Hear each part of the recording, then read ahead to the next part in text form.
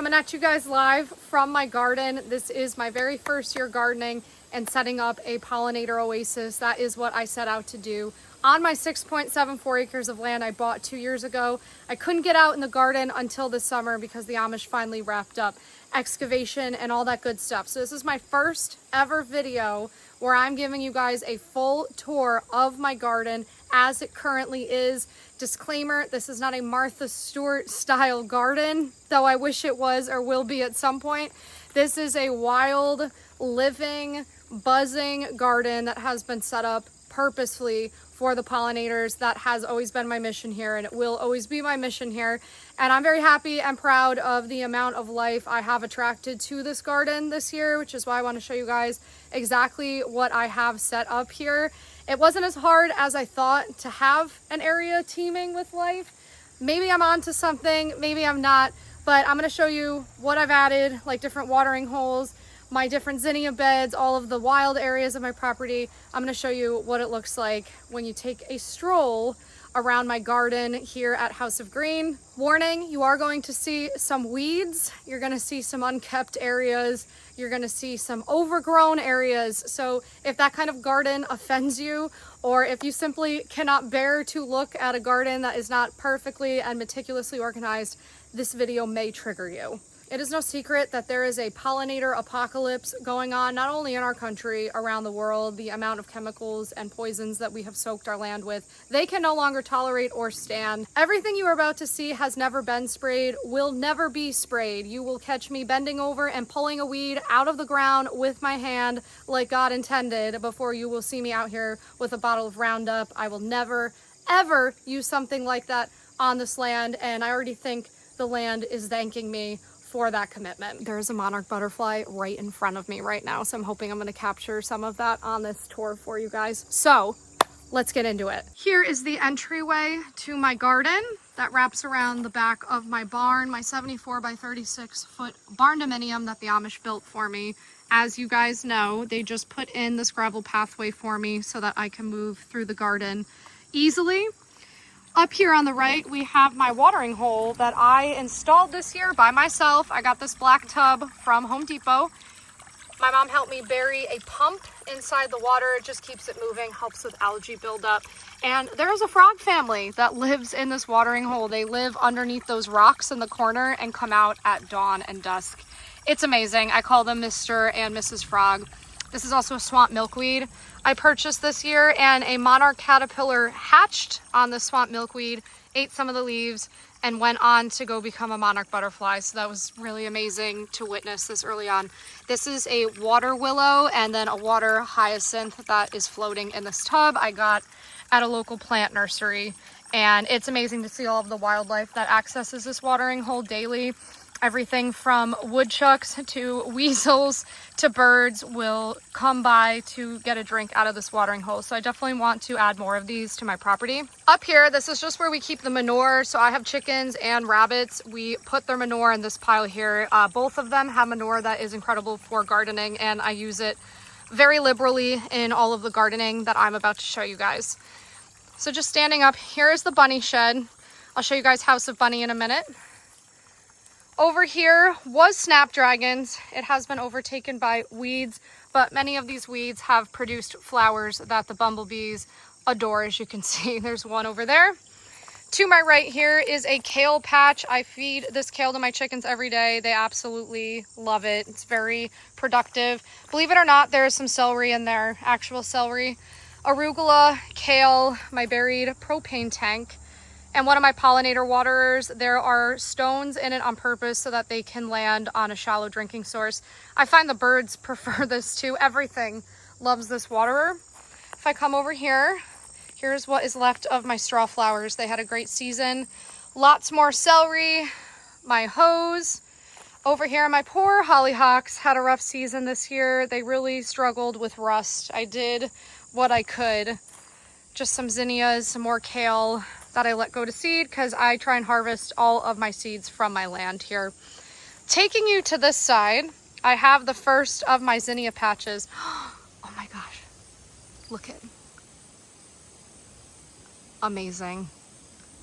As you can see, zinnias are a favorite of pollinators. I mean, truly a favorite. I have seen every kind of butterfly in this area on these zinnias. I've seen hummingbirds, bees, native bees, you name it, they have been on these zinnias. I cannot recommend planting zinnias enough if you want to see pollinators. Now, before someone comments about native plants to me, I'm not there yet. Again, first year farming, first year gardening. Zinnias are really easy to grow. Anyone can do it. I got this bag of zinnia seeds on Amazon for 32 bucks, 20,000 zinnia seeds, which you're gonna see all over my property. Bird bath, I refill daily. Bluebird house, I actually have 3 more of these down in my wild area, and all 3 have been occupied by bluebirds, which has been really cool to watch. You do need to make sure they're 100 feet apart or the bluebirds will fight with each other. They're a territorial bird. Just some little stones I added in. Another one of my zinnia patches. Oh my gosh, there's another monarch. Do you see that over there? I feel like I'm like David Attenborough right now. I'm like reporting on wildlife as it's live. Okay, wait.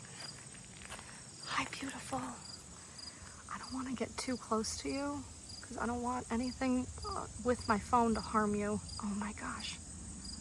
Unbelievable. This is the generation of super monarchs that is going to migrate to Mexico next month. So it's an honor to have them here at my farm in upstate New York, and they're going to need a lot of food to make it on that migration. Here is my first wildflower patch. As you can see, some people might go, wow, that looks really weedy. It's not to me, you guys. If you look deep in here, there is a lot of flowers, and the butterflies, these weeds don't bother them one bit. I actually think wildlife likes a little bit of coverage for safety reasons. A lot of bunnies sleep in here. Lots of life checks in and out of this wildflower patch. So I have not mowed it because a lot of the flowers in here that I planted are perennials. Many of them won't even come up this year.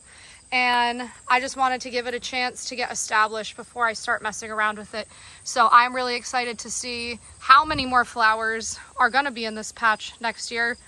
As you can see, yep, I've done nothing to it. I threw some annuals in like cosmos because the pollinators love them and they're just easy to grow. Coming over here, I have one of my wild areas. All of that is goldenrod.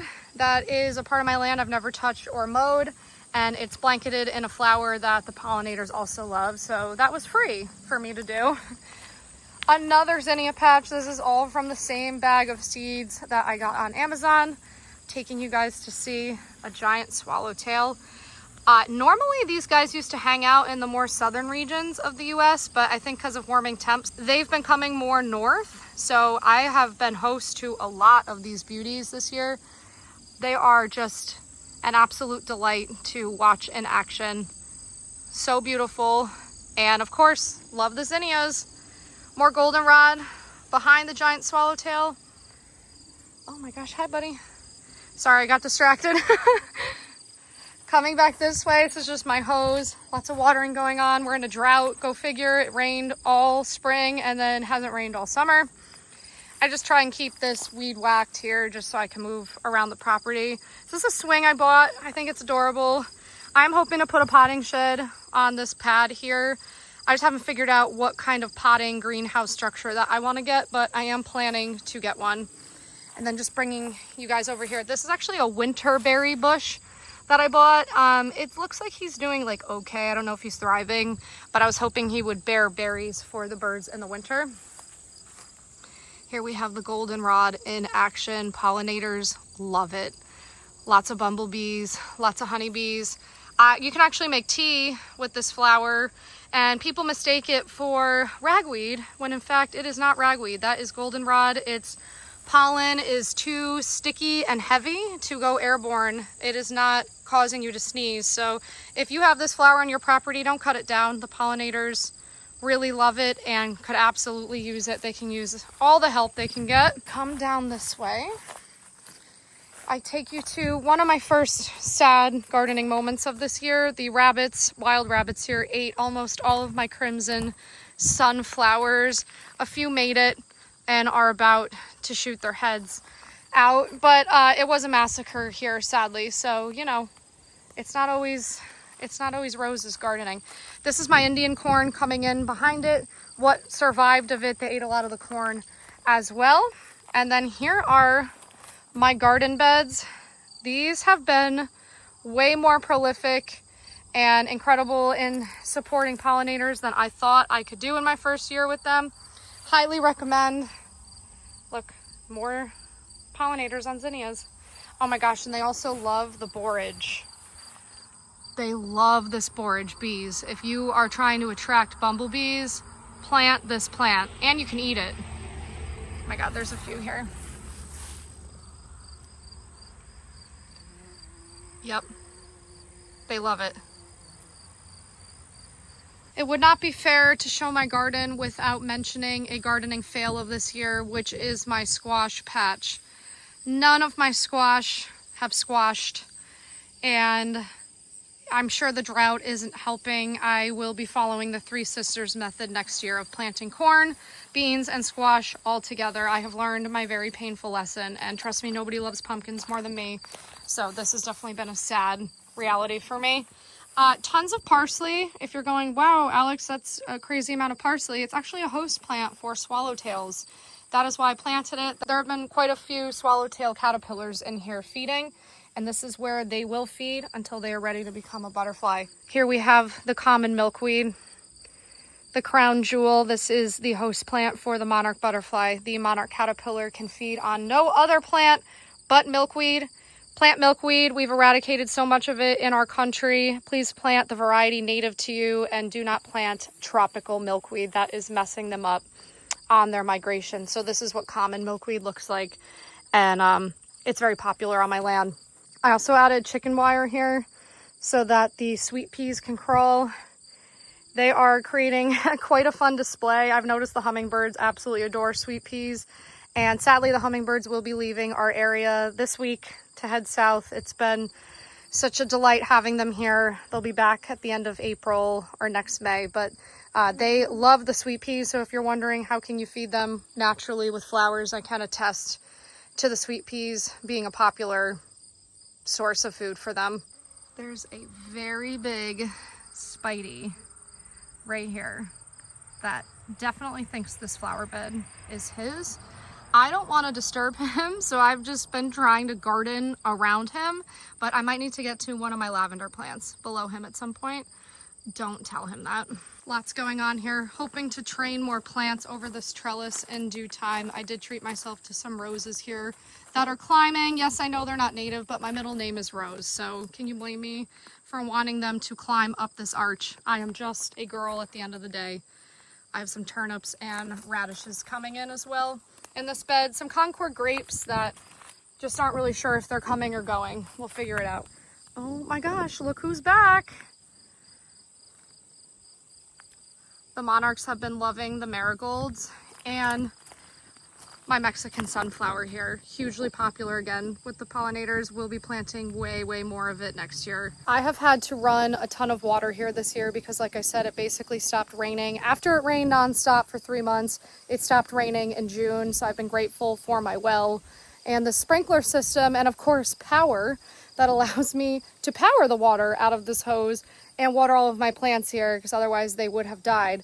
And we have had the power go on and off here quite a bit. I am in the middle of nowhere, which is what I like. It's where you're going to find most farms. It's where you're going to find most rural land deals. I did buy agricultural land. This land is in an agricultural district, which I tell you guys is a zoning hack. But you do have to be prepared for the power to go out every so often, especially if you are relying on the grid. So for me, before I show you guys the final part of my pollinator garden, I just want to talk about how I keep the power going for my animals here, not even the pollinators, my animals that call my farm home, for my chickens and my rabbits. For my rabbits in the summer, we run a fan on them just to keep them comfy.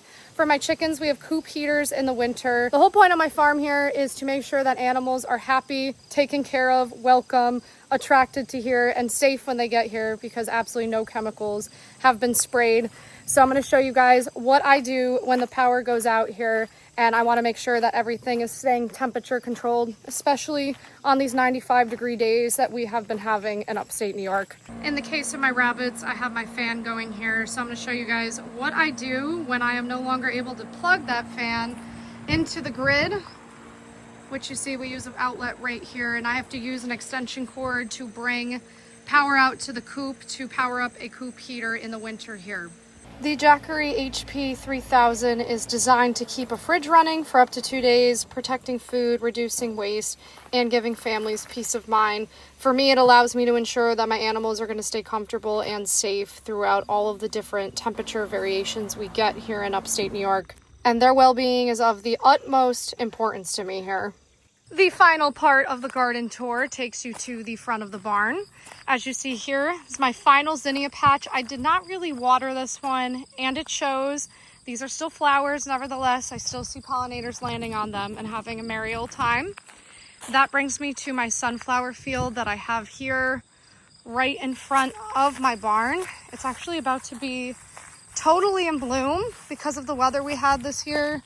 The sunflowers are not very tall, but the pollinators don't care. I promise you that. If I zoom in on any one of these, my goodness, you will never see activity on a flower like you will on sunflowers. It really brings me so much joy. It brought me a lot of joy last year watching the bees on these flowers. And then when the bees are done with them, the birds move in, the goldfinches, oh my gosh, they have an absolute field day feeding off of these flowers, which gives them a lot of important nutrition heading into really cold months here. I watched them feed off these until the end of October. They would have kept feeding, but they had picked every last seed at this point. So I will not be cutting most of these. I leave them up for the birds and the bees here. What is better than a sunflower? I highly recommend planting them along with zinnias. Actually, if I had to pick two flowers, sunflowers and zinnias, they're really easy to grow if you don't know what the heck you're doing like me, and they are absolute pollinator magnets. Of course, honorable mention to my 5 wild acres of land that I have not touched, and I will only be brush hogging to prevent it from turning to forest. This hosts more pollinators than anything ever possibly could. Right now it's just 5 acres of goldenrod.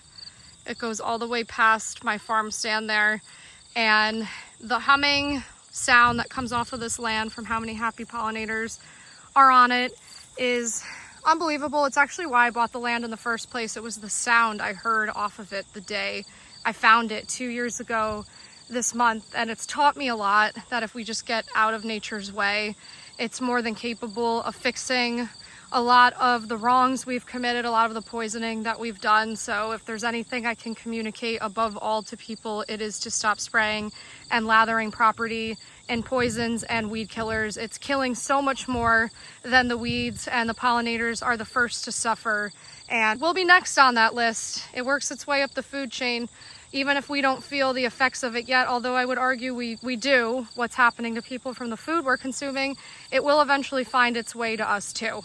Not to end on such a negative note, I really do believe tiny actions by all of us will absolutely add up in making a difference to what is happening to these tiny winged beings that so many of us don't notice. And that's why I come on here to share what I'm doing, what I've discovered, and what I've found has not really been that hard. So if you are thinking about gardening for the pollinators next year or leaving a wild section of your yard, I would love to know about it below. I would love to know, any of you out there, what did you see this summer? How many bees and butterflies did you see? I know for me here, I've seen a ton of butterflies. I've seen fewer bees though than I saw last year, and that is absolutely concerning. And a lot of people share that finding from their land with me as well. So let me know what type of bee activity you had at your property. If you guys like this video, subscribe, give it a thumbs up. As you guys know, I write about unconventional ways to buy land like this every single week on my Substack, so be sure to follow me over there and read the articles. I post them every Monday. This week I covered using nonprofits to buy farmland, or to at least access farmland that you might not have already been able to access. The largest wealth transfer of our lifetimes is now underway. $24 trillion worth of farmland is changing hands over the next 15 years, really. I'd much rather you guys buy it than corporations, foreign countries, and solar farms, which, trust me, they want it too. With that, be back soon. Bye.